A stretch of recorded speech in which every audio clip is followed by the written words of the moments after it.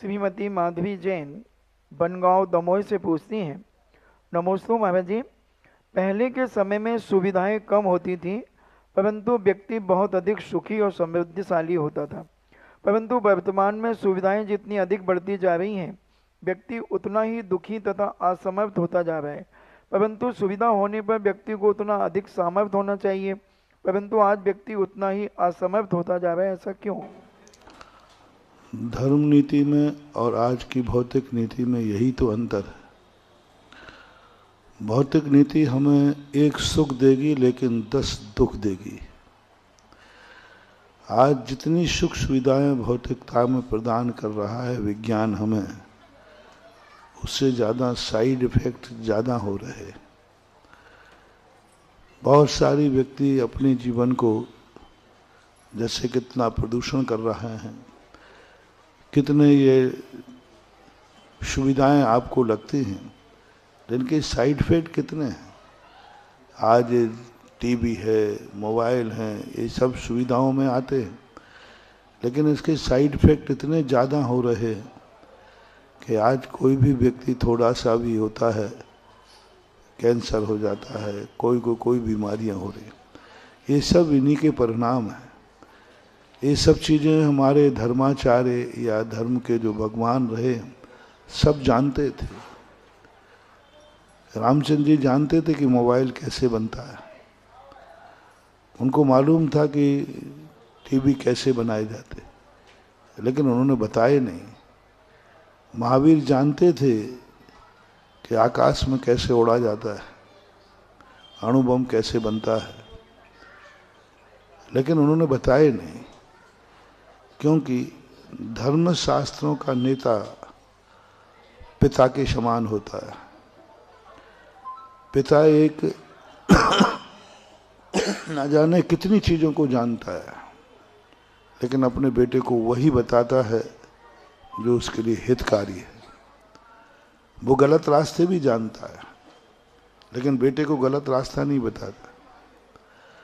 ऐसा ही हमारे भारत के जितने भी भगवान हुए हैं, ये सब आज जो विज्ञान खोज रहा है, ये भगवान के ज्ञान में था, ऋषि मनीषियों के ज्ञान में था, लेकिन उन्होंने बताया नहीं, क्योंकि वो मानवतावादी थे।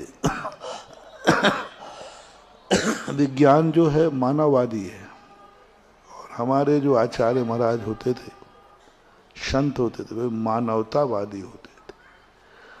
वो सबसे पहले देखते कि मानवता तुम में है कि नहीं। आज मानव तो है, लेकिन मानवता धीरे धीरे खत्म होती जा रही।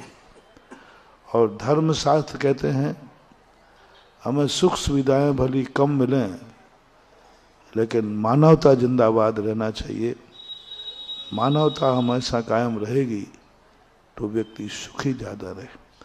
पहले एक गांव में 10 गांवों में एक वैद्य हुआ करता था, आज एक गांव में 10 डॉक्टर हैं, फिर भी बीमारियों की लाइन लगी हुई।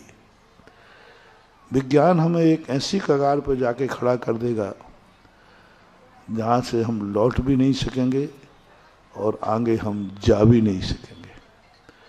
विज्ञान खुद कह रहा है कि एक दिन ये जो जितनी भी सुविधाएं दी जा रही हैं, एक दिन विनाश पर खत्म हो जाएंगे। नास्ट्रेडमस की एक भविष्यवाणी है कि विज्ञान एक चरम सीमा पर पहुंचा करके एक विस्फोट करेगा, सारे विश्व को 5 सेकंड के अंदर खत्म कर देगा। विज्ञान की दृष्टि में ये विश्व की मात्र उम्र 5 सेकंड है बस। जिस दिन किसी विज्ञान का, किसी बड़े देश का दिमाग बिगड़ गया, 5 सेकंड के अंदर सारा विश्व तबाह हो जाएगा। आकाश से मात्र ऐसी गैस, जैविक युद्ध होगा जो व्यक्तियों को मार देगा। ये वार्तें ज्यों की त्यों खड़ी रह जाएंगी।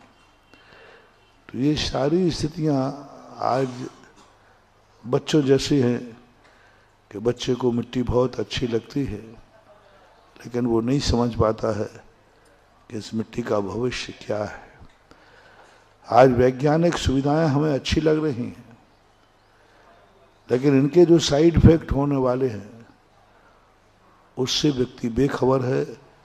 जब तक जागेगा तब तक बहुत देर हो चुकी होगी।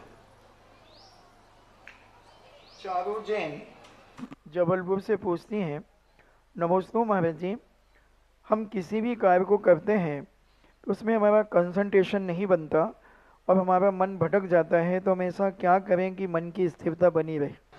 महत्वाकांक्षाएं। व्यक्ति को प्रातः उठकर उतनी ही इच्छा करना चाहिए कि वो शाम को खुशी खुशी सो सके। व्यक्ति इतनी महत्वाकांक्षा